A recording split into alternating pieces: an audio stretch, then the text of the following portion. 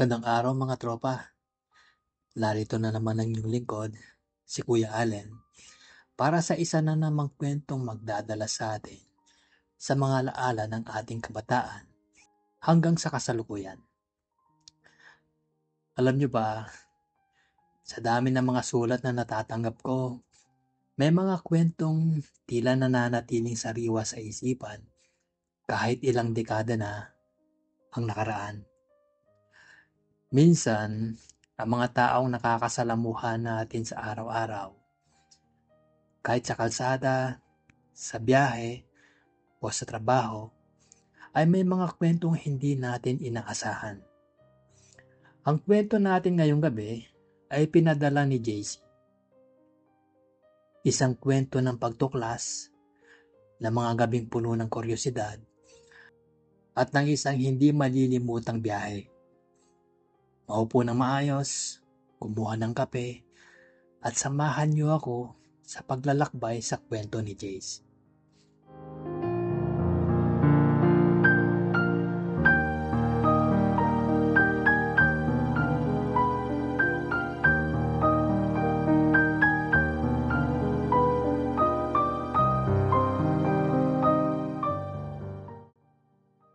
Dear Kuya Allen, nagsimula po ang lahat nung bata pa ako sa aming barangay.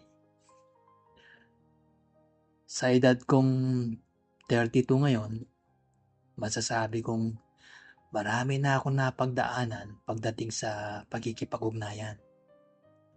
Bata pa lang ako, namulat na ako sa mga laro ng magpipinsan at mga kalaro sa kapitbahay. Noong una, hindi ako naniniwala na ang isang katulad ko ay pwedeng makahanap ng koneksyon sa kapwa ko lalaki. Ang tanging alam ko lang noon, gusto ko ng proteksyon at atensyon mula sa mga taong mas nakakatanda sa akin. Elementarya pa lang ako, may mga karanasan na ako sa mga pinsan kong binata na noon. Ang mga simpleng laro namin sa loob ng aming compound ay nauuwi sa mga bagay na hindi ko pa lubos na naiintindihan noon. Dahil maraming lalaki sa pamilya namin, sila ang naging mundo ko. Doon nagsimula ang aking kuryosidad sa kung paano magbigay ng ligaya sa iba. Hindi ko pa matatawag na relasyon ng mga yon, kundi mga lihim na sandali na kami-kami lang ang nakakaalam.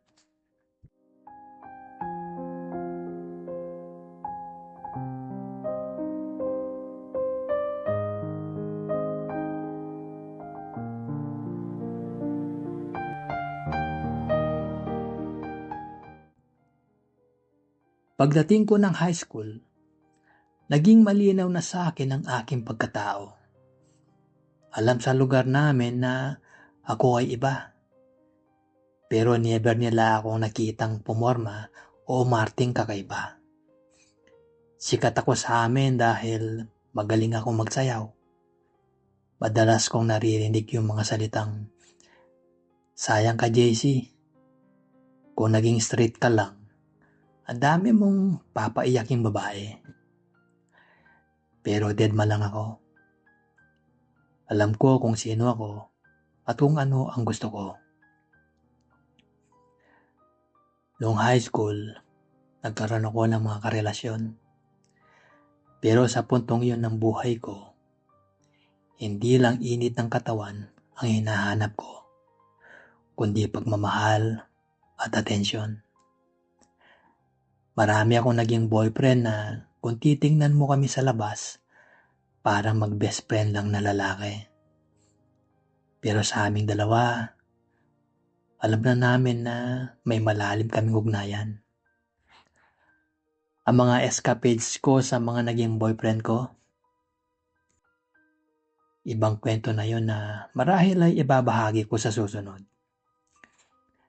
Pero sa ngayon, ang ibabahagi ko ay ang isa sa mga pinakamatinding karanasan ko. Isang biyaheng pauwi na hindi ko malilimutan.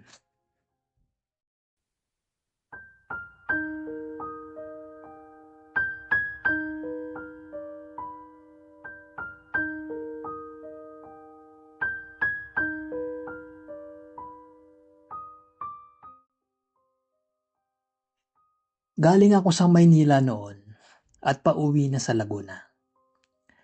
Last trip na ng sakyan kong bus, kaya kakaunti na lang kaming mga pasahero.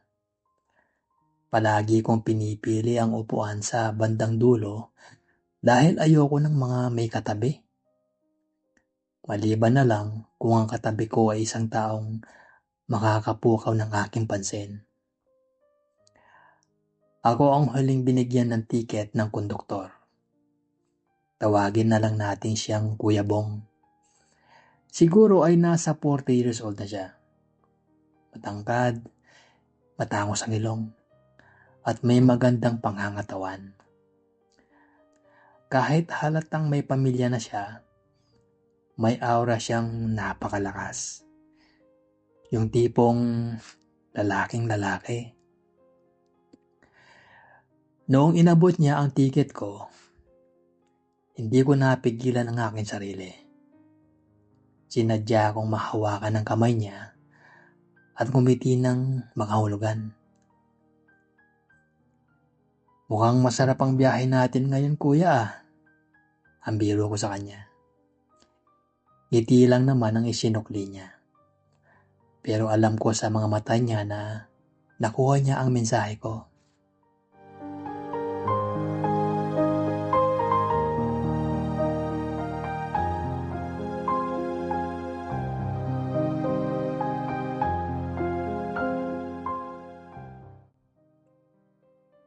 Pagkatapos niyang maningil, umupo si Kuya Bong sa kabilang side ng inuupuan ko. Habang nagbibilang siya ng tiket, nararamdaman kong tinitingnan niya ako. Maya-maya, lumipat siya sa tabi ko.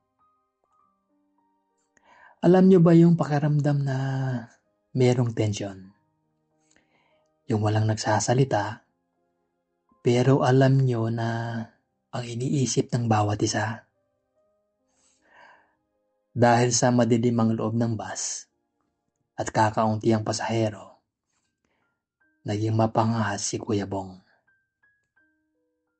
Dahan-dahan niyang ipinakita sa akin ang kanyang hinaharap. Sa ilalim ng kanyang suot na maong, hindi ko mapigilang mapatingin. Pagkatapos ay bumulong siya sa akin. Gusto mo ba itong subukan? Sabi nito. Doon na nagsimula ang aming sikreto sa loob ng tumatakbong bus. Habang ang ibang mga pasahero ay mahimbing, kami naman ay may sariling mundo sa dulo.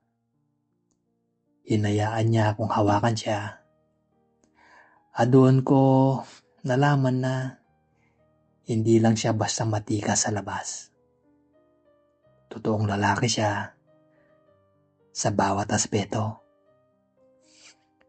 Bago kami makarating ng terminal, bumulong siya ulit.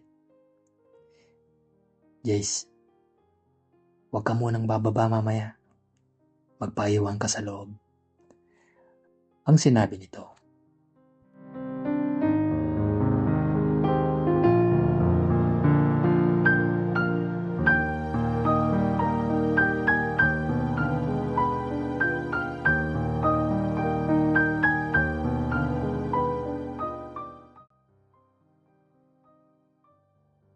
Nakarating kami sa terminal at nagbabaan na ang lahat. Nakita kong bumulong si Kuya Bong sa driver ng bus.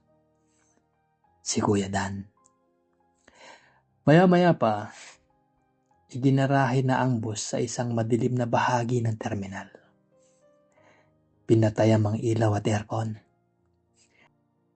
Tanging ang liwanag mula sa poste sa labas ang nagsisilbing ilaw namin. Lumapit sa akin si Kuya Bong. Dito muna tayo. Walang istorbo dito. Ang sabi niya. Doon na tuluyang naglabas ng init ang gabing yon.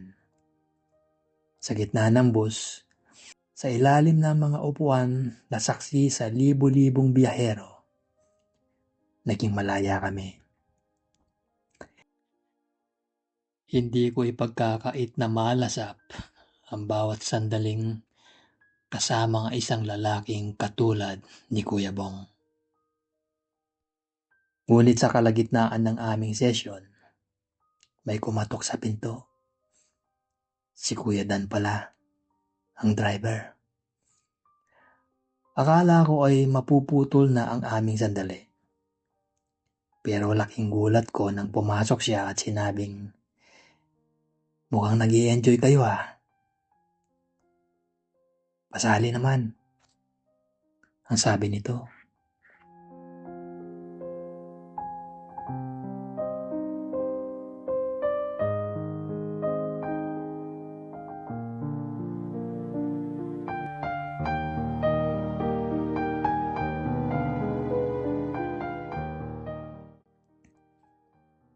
Hindi ko akalain na ang gabing yun ay magiging double treat.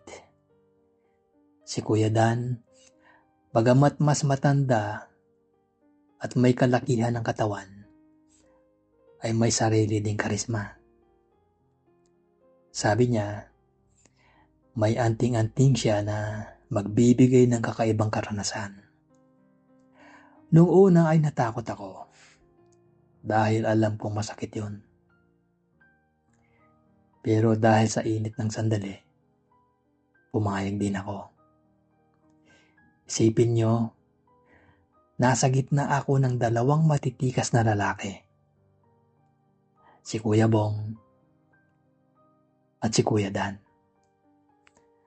Ang bawat ungal at bawat galaw sa loob ng bus ay parang isang eksena sa pelikula. Inalagaan ako ni Kuya Bong. Binuhat niya ako habang hindi kumakala sa akin. Ang sarap ng mga halik niya. Yung tipong uhaw na uhaw sa isang ugnayan dahil matagal na siyang hindi nakakauwi sa kanyang misis. Pakiramdam ko,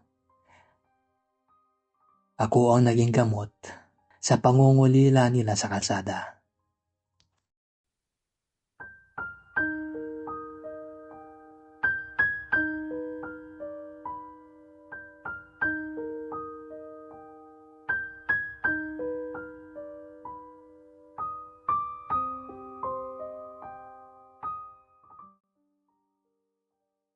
Matapos ang ilang oras na puno ng pawis at init, natapos din ang lahat. Sabay-sabay kami nagpahinga sa gitna ng bus.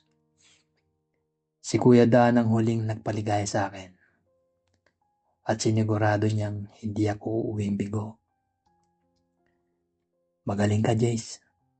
Salamat sa gabing ito," ang sabi ni Kuya Dan habang inaayos ang kanyang sarili. Bandang 12:00 na ng hating gabi nang magpasya akong umuwi. Pagod pero may ngiti sa akin mga labi. Pag-uwi ko sa bahay, habang nakahiga sa aking kama, hindi ko mapigilang balikan ang bawat segundo ng biyaheng yun. Isang biyahe na nagsimula sa isang ordinaryong tiket, pero natapos sa isang hindi malilimutang alaala.